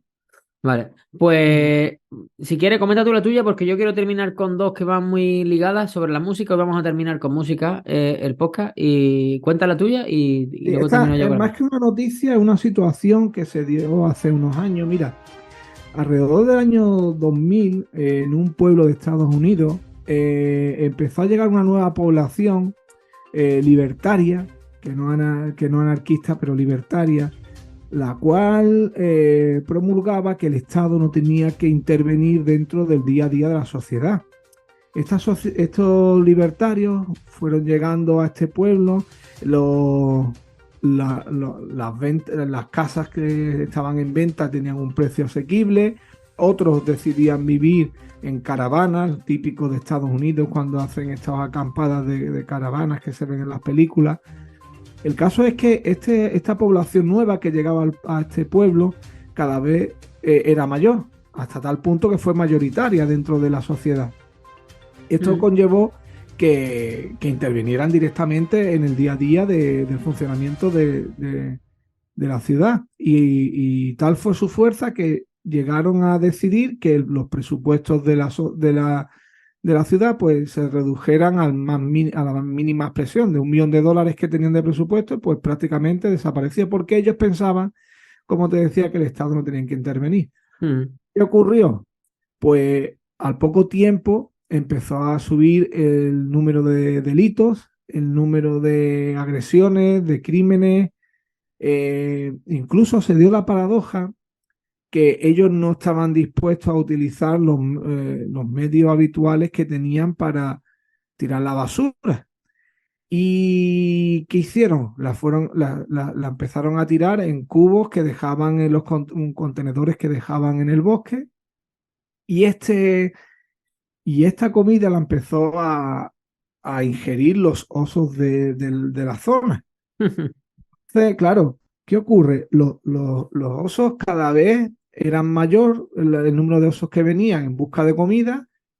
Estas comidas, como todos sabemos, la mayoría de comidas que se comen en Estados Unidos es muy habitual que coman comida basura.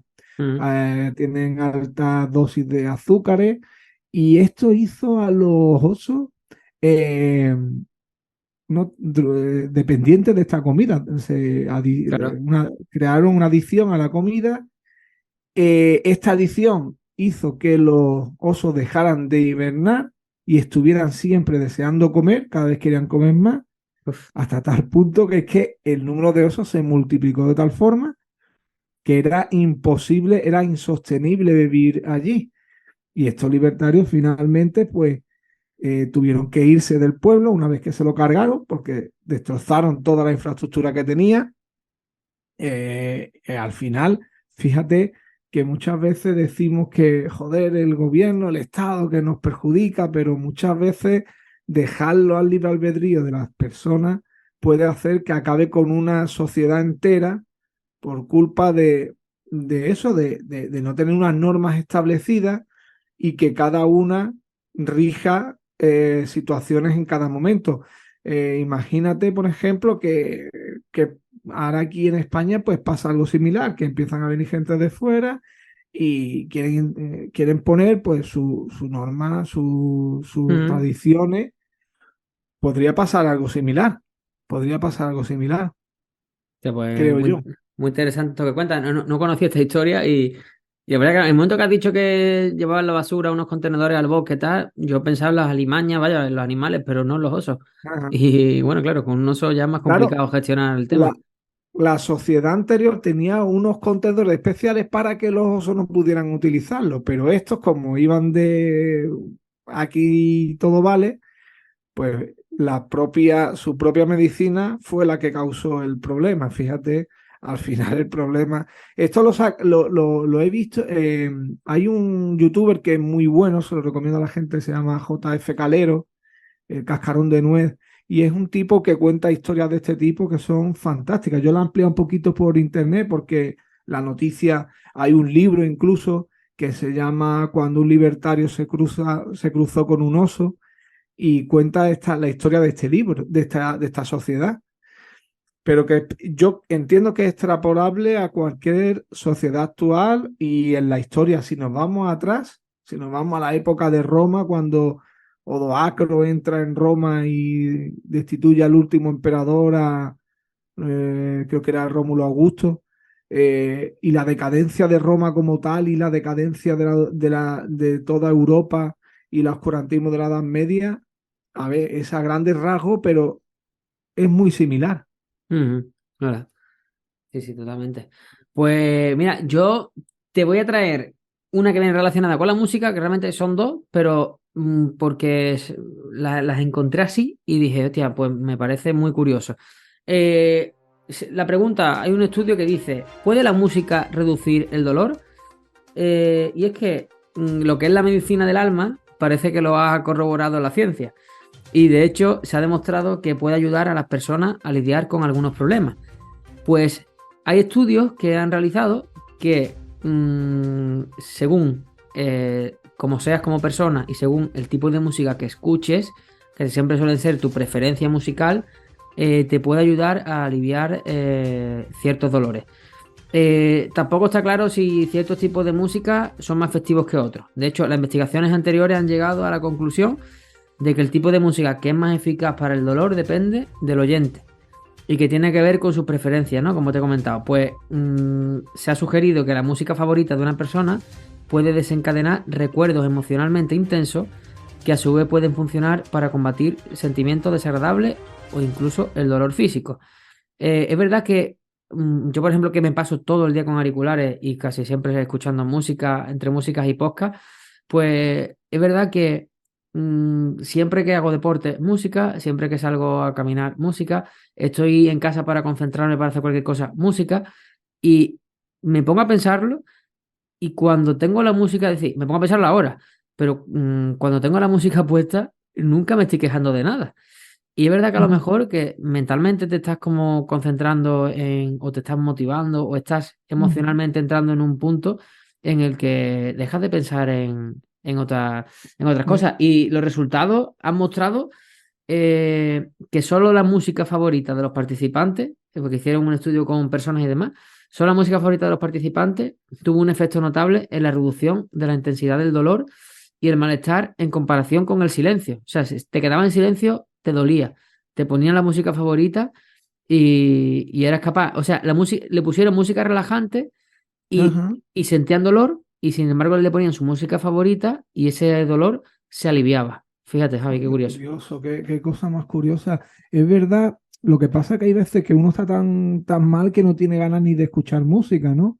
Pero que es muy cierto lo que acabas de decir, porque muchas veces estás de bajón o estás cansado o tienes que hacer algo y se te cuela por ahí una melodía que es la que de una canción que te gusta y dice, hostia, pues me voy a poner la música esta oye, qué razón, qué noticia más buena, porque se puede llevar a cabo, ¿no? Cuando uno se encuentre Mm. mal y aunque no tenga ganas, pues ponerte esta música, el cuerpo ahí segregará algo que activará alguna parte de nuestro organismo que nos haga sentirnos bien. Es muy No, interesante la De noticia. hecho, de hecho, a mí siempre me han dicho, quien canta sus males espanta, ¿no? Es el típico dicho Es que había. verdad. Sí, sí. Hay una Y a lo canción también que lo sí, dice, creo. sí, sí. Y a lo mejor, no sé, si cuando yo, por ejemplo, que, aunque no me ponga a cantar en voz alta, pero yo siempre estoy cantando internamente las canciones que escucho, porque Ajá. de hecho no me gusta escuchar música en inglés, porque es una música que no puedo cantar, porque, bueno, pues no sé inglés a ese nivel, ¿no? Ajá. Entonces, cuando la gente me habla de alguna canción en inglés, le digo, yo esa canción no la escucho, porque no la puedo cantar, ¿no? Siempre Qué tengo esa bueno. coña. Y bueno, pues la siguiente noticia tiene que ver con la música y con el cante. Y es que es muy cortita esta noticia, pero por cómo se ha producido me parece tremenda. Y es el impactante momento en el que a un señor canta mientras lo operan de un tumor cerebral. Este hombre canta durante toda su operación para que los médicos puedan controlar así que ninguna capacidad se está viendo afectada. Mm, ujú. Eh, sí, está el vídeo en internet donde se ve cómo lo están operando y cómo él pues está cantando. Y es verdad que es un método. Él tiene que estar totalmente despierto mientras se sometía a esta Claro. cirugía para quitarle el tumor cerebral y así controlar que ninguna capacidad se vea afectada. ¿Cómo lo hace? Con el cante, porque con el cante, como tienes que tratar tantísimas, como la memoria, Ujú. ¿no? Como el tema vocal, bueno, Sí. pues tiene tanto, es verdad que ya se ha hecho otras veces, se hizo con un chico que tocaba un instrumento, ¿no? El violín El violín aquí en Málaga fue, aquí en Málaga, efectivamente. exacto. Y es Ujú. verdad que la música y la medicina están muy ligadas, pero la vi y me resultó tan impactante que dije, bueno, y si incluso, es decir, lógicamente ese chico iba con sedación y demás, pero fíjate cómo se ha conectado una noticia con la otra, de que a lo mejor cantando música, cantando esas letras, encima podía incluso desconectarse de lo que le estaban haciendo y de esa sensación de que te están tocando la cabeza, te están operando. Es como si fuese un somnífero, ¿no? Que si fuese un efecto de relajación, el que, oye, estoy cantando mientras me están quitando un tumor del cerebro, ¿eh? Que parece que estamos hablando Ujú. de... Y ojo, ¿eh? Claro, lo que pasa que es que el cerebro, como es tan amplio y es todavía tan ese órgano Desconocido. tan desconocido, no hay, fíjate, Manu, que no hay otra opción para saber si estás metiendo la pata cuando estás tocando Sí, algo. sí, sí, sí, sí, sí. Yo recuerdo un amigo que ya no está entre nosotros, que no le podían intervenir quirúrgicamente porque la operación que tenían que hacerle, probablemente al quitarle ese cáncer que tenía en la cabeza, ese tumor, al tocarle cualquier zona, probablemente le dejaría ya pues sin saber respirar o sin saber cerrar los ojos. Y es que es tan complejo, es tan difícil tocar ahí, que la única forma que tienen de llegar y hacerlo bien es así, viendo en el Mm. momento de que él falle a la hora de hablar, que se le trabe la lengua o Claro. hable algo sin sentido, pues ya saben que ahí no pueden tocar más. Mm. Es muy curioso, pero la única forma, ahora, también hay que ponerse en la parte de esa persona, que te estén trasteándolo Uf. ahí arriba y que tú estés despierto, porque claro, ahí te das cuenta cómo te abren. Uf, Claro, yo la claro. verdad, Y sobre todo sin saber en qué momento tú vas a fallar y si te vas a dar cuenta que has fallado claro, o si la reacción de un médico o un enfermero que esté allí en ese momento te puede hacer también decir, algo está pasando. sí, sí, O sí, sea, sí. es muy complejo y hay que tener una fuerza mental, vamos, que Ah, tiene un la mérito verdad impresionante. que tiene que ser muy, muy complicado tanto para los médicos como para el propio paciente. Hombre, los médicos imagino que estarán acostumbrados a hacerlo más a menudo, pero el paciente, Sí, madre mía, una experiencia que yo creo que nunca va a olvidar. totalmente. Pues nada, Javi, vamos a dar por concluido el programa y nada, esperando tu cierre, como siempre, a que nos deleites con tus Muchas conocimientos gracias, y pues, tu narrativa. pues vamos a ello. Muy bien, pues nos vemos en Muchas la próxima gracias, Manu. parada. Un Chao. abrazo. Adiós. Parada de postas con Manu Flores y Javier Sandalio.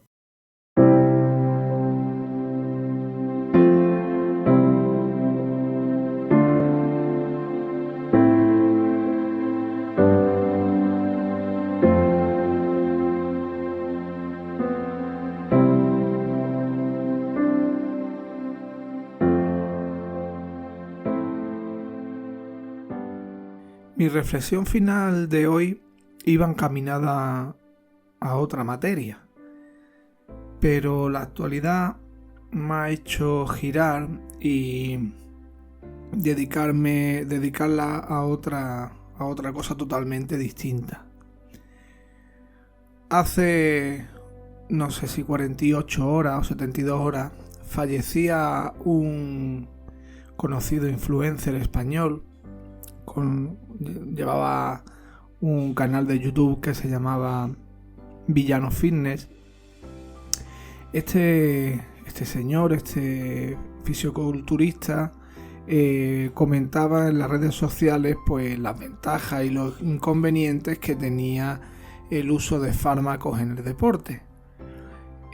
Como digo, era fisioculturista y utilizaba pues esteroides, anabolizantes y demás productos químicos. Él frivolizaba en algunas ocasiones, en algunas entrevistas que hacía, pues sobre la muerte. Decía que él sabía que estaba expuesto pues a sufrir una enfermedad renal, hepática, un ictus, un infarto al corazón. Era consciente de lo que hacía. De hecho, como les digo, lo tenía presente en su día a día y era consecuente con ello. Sabía que podía pasar, pero estaba dispuesto a llevar a cabo su objetivo independientemente de los riesgos que tuviese. Esto me chocó la muerte de este hombre porque apenas contaba con 29 años.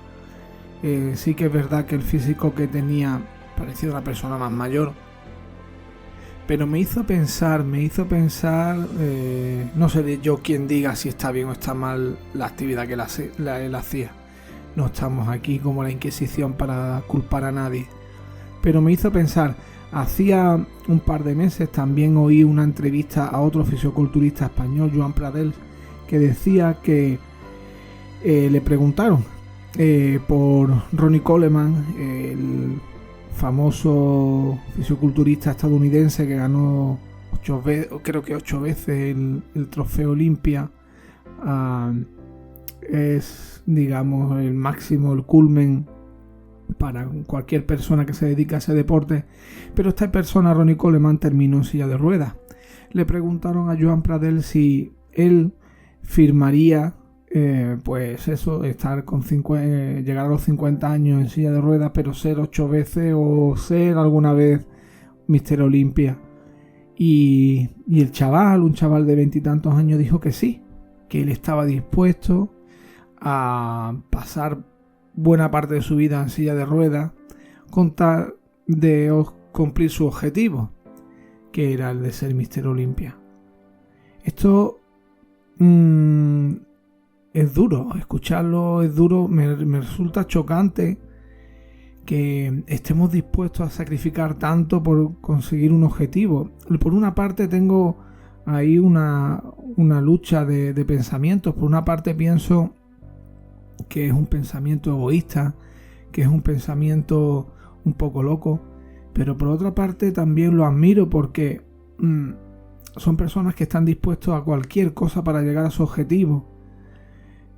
No están haciéndole mal a nadie, no, si acaso a sus familiares y a sí mismos, pero no al resto de la sociedad.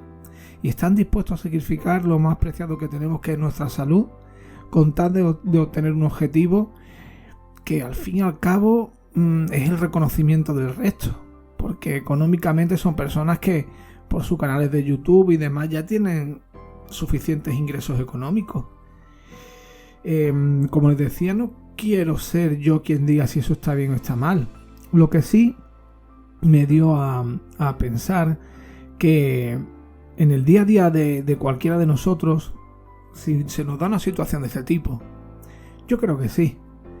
¿Ustedes están dispuestos a renunciar a cualquier cosa con tal de ascender en su carrera profesional? ¿Están dispuestos a dejar de lado a la familia con tal de conseguir ese puesto que tanto ansían o tener esa plaza en las oposiciones por las que tanto luchan? ¿O a todo lo contrario?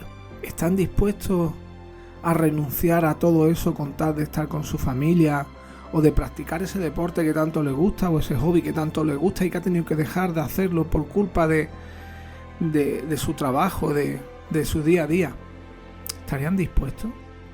Como les digo, yo no le voy a decir que está bien y que está mal, pero sé de gente que han renunciado a mucho por tener ese objetivo. Sé de gente que han renunciado a mucho por seguir teniendo su estilo de vida. Y la verdad que no sé con qué parte quedarme. Bueno, sí les digo, yo prefiero renunciar a los objetivos profesionales antes que la familia. Sí que he dejado hobbies que me gustaban mucho precisamente para compaginarlos con mi familia, pero nunca creo que esos objetivos materiales o esos objetivos profesionales, a mi modo de ver, o para mi modo de ver, nunca deben estar por encima del bienestar. Sé que es difícil, hay gente que desde pequeño tienen un objetivo y quieren conseguirlo, sea como sea, y renunciando a todo lo que sea posible, siempre que sea lícito, de una forma lícita, que no haga daño a nadie, no veo lo inconveniente. Pero estas personas lo tienen muy claro. Estas personas que llegan hasta ese punto lo han tenido muy claro. Este chico con 29 años, en plena flor de la vida, lo ha perdido todo por aquel objetivo que él tenía, que era obtener un cuerpo top. Un poco es duro. Sobre todo la familia pensará que joder, había cosas más importantes, pero para él lo más importante era conseguir sus objetivos. Le han costado caro, pero mientras que lo ha intentado, pues imagino que habrá sido una persona plenamente realizada. Se habrá sentido muy bien consigo mismo, igual que Ronnie Coleman en su momento. Probablemente Ronnie Coleman tampoco renunciaría a sus 8 Olimpias con tal de ahora poder andar. Pero bueno, cada uno es libre de actuar como lo estime oportuno. Yo desde luego, ya les digo, no hay objetivo tan grande como poder ser o intentar ser un buen padre, un buen marido, un buen hijo. Creo que el resto queda un poco en segundo plano. Pero les vuelvo a repetir, no soy yo quien va a decir que es lo mejor o que es peor. Eso cada uno tiene sus ideales y, como les digo, al que mientras no le haga daño a nadie, tan lícitos son unos como otros. ¿Dónde se posicionan ustedes? Pues nada, les dejo con esta reflexión final y, como siempre les digo, sean felices y nos vemos o nos escuchamos en nuestra próxima parada de postas. Un fuerte abrazo.